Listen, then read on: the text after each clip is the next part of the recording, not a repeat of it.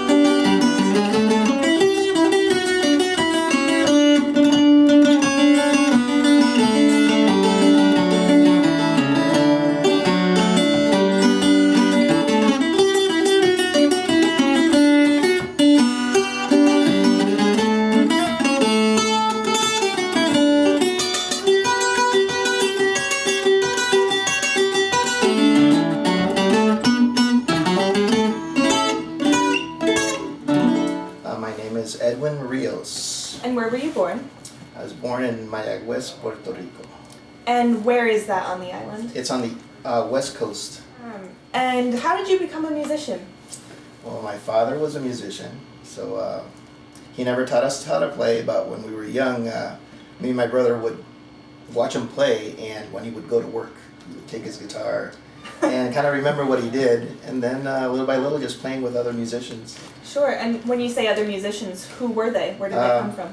Well, at the beginning it was just people our age, because I started playing when I was like 5 or 6. But then as I grew older, my father died when I was 10, so that's, I grew up in Massachusetts, in the Boston area, because I was born in Puerto Rico, but in 6 months, when I was 6 months, my parents moved to around the Boston area.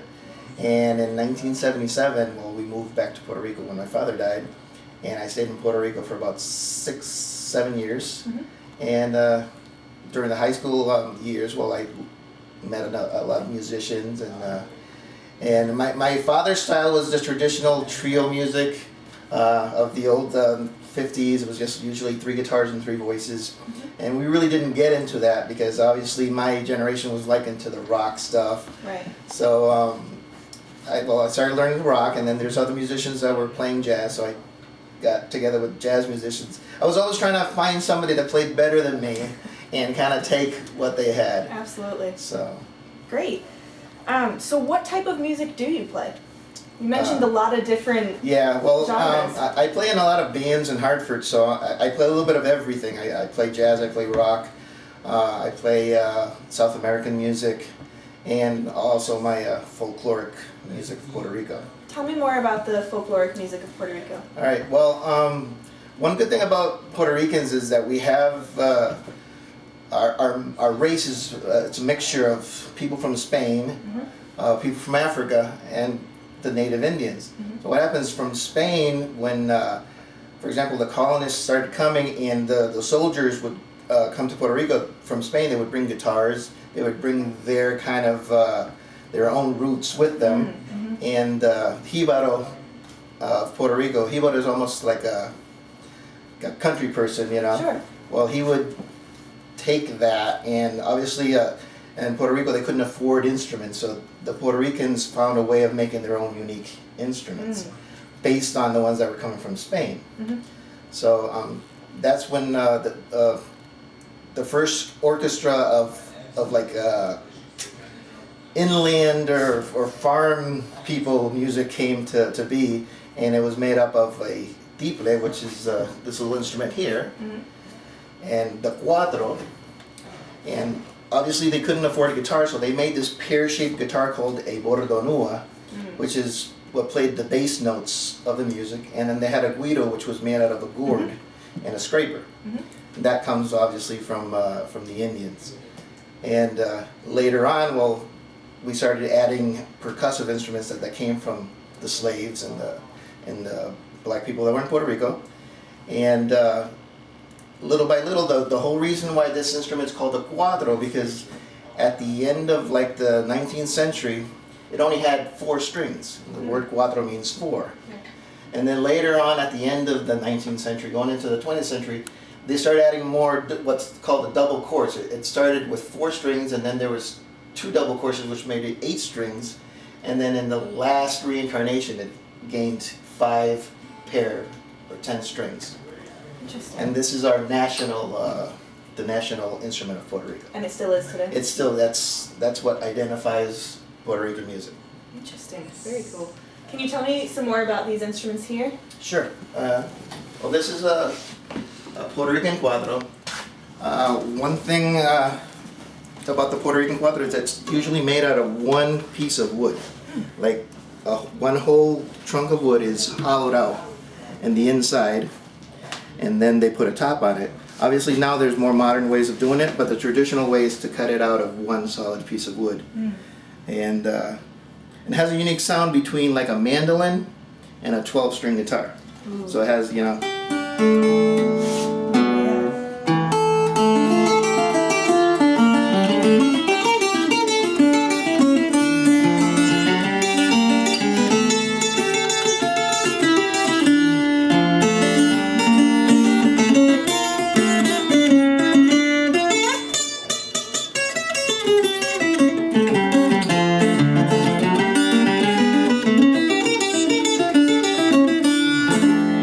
a kind of like unique, almost like a mandolin sound. It definitely sounds like bassier. a mix between those two. Yeah.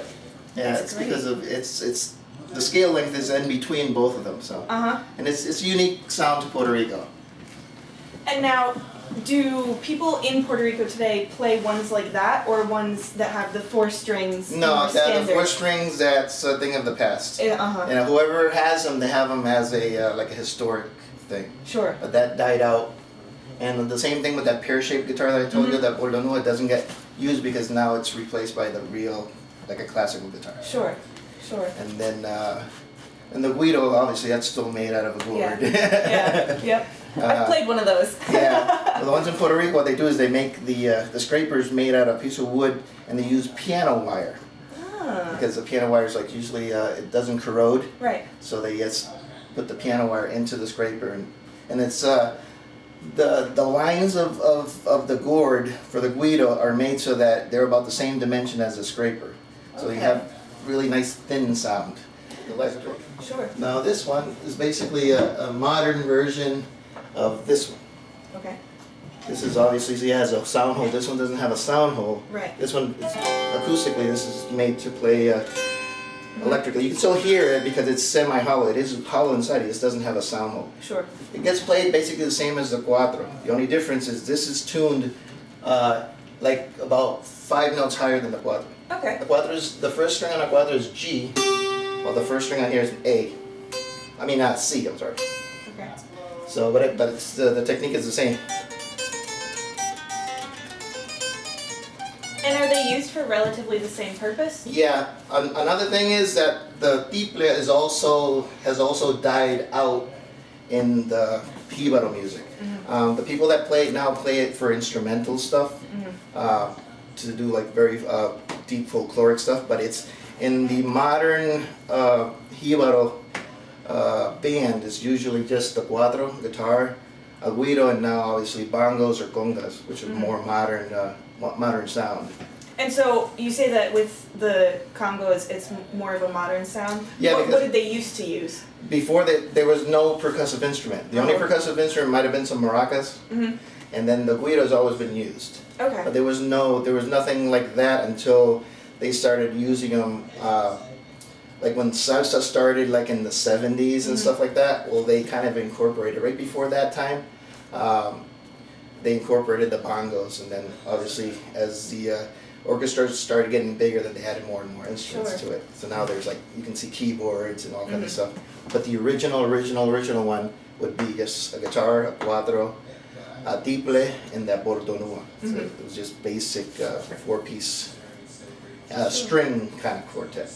And now when you play with people today, do you try to keep it a small group, or does it grow? Yeah, no, we try to keep it as close to original, because there's many, what's happening now in Puerto Rico, there's very good musicians, but unfortunately they're taking the traditional musics and they're fusing them in a way that it's losing the original roots of what it was supposed to sound like. So something that was supposed to sound like, let's say, a seis or un seis choreado, which is a fest thing, sounds like a merengue now, which totally is not right. It's like making something that's blues into something that's just very fast, and it just doesn't sound right. Sure. So what happens is like in any culture, there's this thing that everybody wants to play fast now. It's in all kind of music. Everybody wants to be the fastest player. Yeah. Well, unfortunately in Puerto Rico, the same thing happening. The new kind of breed just wants to play fast and stuff like that, and they're forgetting where it came from. The cuatro music, when it first started in Puerto Rico, there was a man called Ladislao Martinez. They would call him Master Ladi. He was the very first person in Puerto Rico to play the cuatro over airways. Because back then, obviously, most of the music in Puerto Rico started in the coast areas. Because if you could, imagine yourself in those times, the means of transportation were horrible. So most of the coast had the music, and as the Jibaro started going inland, well, also the styles changed. So basically, every town in Puerto Rico has their own seis. A seis is a form of music where there's a troubadour, a trovador, that he kind of improvises or has like poetic songs, and he sings over that. And so, like, if you're from this town, well, this town has this kind of seis. If you have, and there's also a style called the aguinaldo that came from the Spaniards, and they were used. It's almost like saying a Christmas carol. Well, there's their form of Christmas caroling, but the Jibaro took it and like that for either religious thing, for either a funeral, or these things called promesas, where people would do a promise for, like, to say somebody had this disease and they got cured, and then they say, well, every year on this date we're gonna do this, and somebody will just like the whole day be singing these aguinaldos, and it's a very kind of happy kind of music too. Sure. Great, thank you. You're welcome. What is the one right behind you? This? Well, this is also a version of this one, but this one's called the requinto. A requinto is used for romantic Spanish music. It's the lead instrument in that. Basically, it's the same as this. It's this to the guitar is what the tiple is to the cuatro. It's also it's like a high-strung guitar. Like this is E, and this is A. So it's for like romantic music. That kind of stuff that gets played, and the lead musician can go higher down the scale without having to run out of frets. Right. It gains you some extra frets on it. Okay, interesting. What are some significant experiences or memories that you've had with music? I know you've mentioned some already, but any others that you can think of? We've gotten to play for a lot of like famous people from Puerto Rico, which was kind of cool. We played in the Mohegan Sun for many famous singers. There's some singers from Puerto Rico that also do this kind of style of music. Whenever they come to Connecticut, we're usually the ones that they get to accompany them, because we're the closest ones that can kind of like sound like their records. The guy that plays with me, his name is Joe Diaz. The guy is like a master cuatro player, and he's Mr. Juan knows him really good, very good player, and also good memories playing with my dad, because I remember when I was small. There's only like 2 pictures that I have of me playing with my father. My sister has them, but those it's one of those things you don't appreciate that moment until later on. But like he indirectly was basically the reason that I'm a musician today. Wonderful. How old were you in those pictures? I was probably about 7. Yeah, I remember my father had this big acoustic guitar, and all you can see is my head. I was like this. But yeah, it's funny. How is music taught in your culture, and then how is it learned? Okay, well in Puerto Rico, unfortunately, there's schools in Puerto Rico, but that has been dying out because, like anything, there's cuts in the budgets. Music schools, you mean? Music schools, yeah. There's like academies where they teach cuatro. Unfortunately, there's been a lot of cuts on that, but most of the music gets usually you learn it from your parents. It's just from generation to generation. This kind of music, usually, like the kids when they're gonna start being trovadores, they'll start like at 3 or 4 years old singing, and then when they're adults, they're experts. The same thing with the cuatro. It's something that you show somebody since they're smaller, they get used to it. It's not an easy instrument for a beginner because it's the double string will make it kind of hard. It hurts when you start to learn how to play it. And it's Sure. not like the classical, which is plastic strings, nylon. Right. It's easier on your fingers. Sure. So how is the music transmitted in your culture? Well, obviously, just like any other culture. I mean, there's records on the radio. We play a lot of clubs, and usually, especially here in Meriden, every year there's what they call a Spanish festival, and a lot of times where the Jibaro groups are usually the ones that open the festival because it's the most traditional. We usually open with a danza, which is like, for example, the national anthem. Well, Puerto Rico has their national anthem, so we usually will start with the national anthem. It's a danza. It's called La Borinqueña, and we start with that. But yeah, and there's also festivals. Besides the festivals, there's competitions of trovadores where the singers will try to out-sing the other person, and then there's prizes, and we usually play the background music to that. Wonderful. So, you say that the music that you play is not really played the way it should be anymore. Yeah. How do you try to bring the... Well, we try to leave it as natural as possible. Our group is a very small group. We have a guitar, a cuatro, a guiro, and a bongo. So that's as close to the original group. Sometimes we had a conga with it, but not all the time. Most presentations just a 4-piece group. And we try to just leave it as close to the original style. We don't try to alter it, make it faster, or just add a different style to it. Unless it's like an instrumental. When you do an instrumental, it's totally different because you're doing an interpretation of something. But when you have to sing a style, like if it's a seis con décima, seis choreado, you want it to sound how it was originally meant to do. Because what happens if you learn it wrong, you're going to teach it wrong. He's going to teach it wrong. By the end of the time, you have a style that's nothing like it used to be. Right. Do you read music? I don't read music at all. It's one of those things that I wish I did, but I'm not. At the same time, I'm not sorry that I don't. Right. I've had a lot of experiences with bands that I play, and everybody reads but me. I have to memorize the number, so I know the number when I'm playing it. But it's happened a lot that the guys that play the same number week after week after week don't have the music and don't know how to even start the number. That's always boggled me, because I figure, a unique piece might take you, might give you trouble, but something that you play week after week after week after week, you should at least know some of it. Right. And so I'm kind of like not sorry I don't know, but I kind of wish I did. Sure. El Aguinaldo Jibaro from Calle. Also, it's called Calle because there's a town called Calle in Puerto Rico, and it's one of the most famous ones that they use for like a Puerto Rican Christmas carol, and it goes.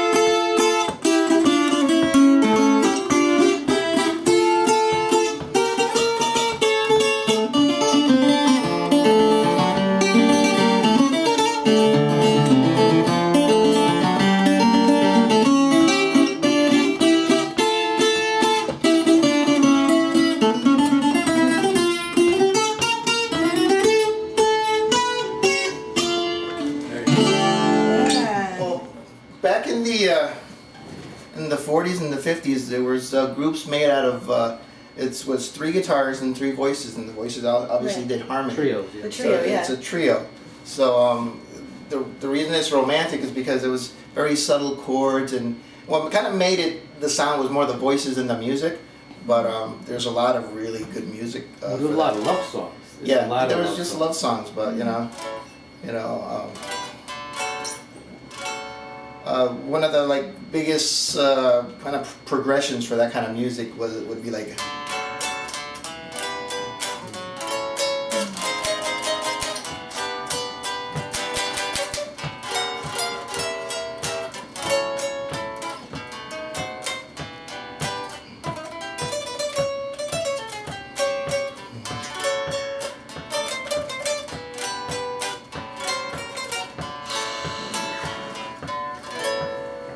stuff like that. Yeah. Very- What are you thinking? Are you thinking chords? What is it that's going through your mind? That's hard to explain because like when you're self-taught, like when people that read, they go by modes. Mhm. Okay, we're doing in a Frisian mode or Sure. Mixolydian. I don't think of that way. I'm kind of like thinking, okay, what sounds good when I go here? You know, I kind of have to predict the chord pattern on what I'm doing. A lot of it's by feel. Like I probably won't play the same thing twice. Mm-hmm. You know, I kind of play in the moment. Sure. It's a little harder, but it's also more spontaneous. Because another thing is, like I've noticed, there's people that read very well, but a lot of times when people read, they play very mechanically. Technically. It's so mechanic that you lose a little bit of the phrasing. And say again the name of this instrument. Tiple, Tiple, tiple, which is a word that it's not necessarily a Puerto Rican word. The word tiple, Martin Guitar Company has a thing called a tiple also. Tipple, I guess they would call it. This is called a seis mapelle.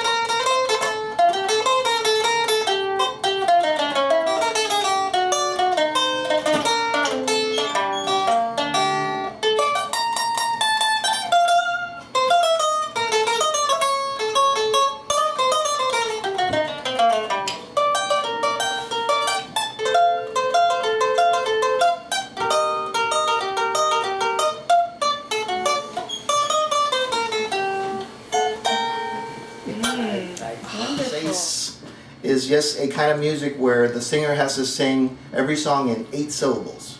That's what a decima is. And what happens is there's a certain structure to the song where they can't say more than 8 syllables per line. If you go over, then if it was a competition, they would lose. So it's something that there's some troubadours that actually do it on the spot, where they actually have to make up the words, and it has to be an 8. And I think the first one has to rhyme with the third, and the fourth with the fifth. It's one of those things. And a lot of times we have this thing called a pie forzado, where somebody comes and gives you a paper and says you have to sing this. And then every decima has to end in that word or that little phrase. And there's people that have that ability. Yeah, Others yeah. can't. Others would have to. They can sit down and write them, but it's not the same thing to write something that do it on the spot. Right. That's why it's Right. called a pie forzado. Pie forzado means a forced foot. That's what it means. So you have to say it in the moment.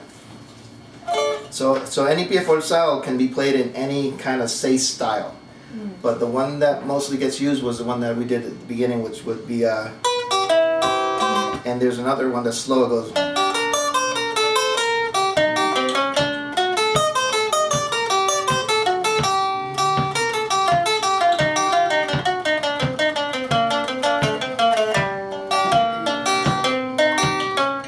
What happens? It's so slow that it gives them time to do it. But there's some people in Puerto Rico that can do it on a seis choreado, which is seis choreado is a very fast style of music.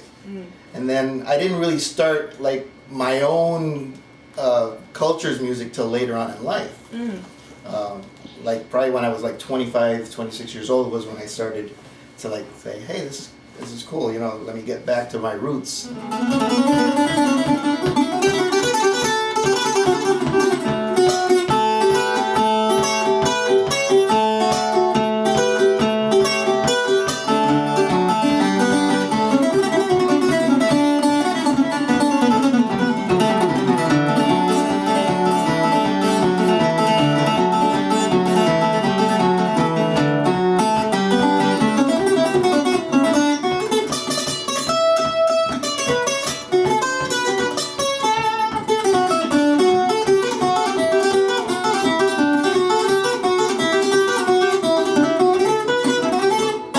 I mean, thank you so much. You're very welcome. So he qualifies as a culture bearer. Definitely. And then some. Definitely. I try.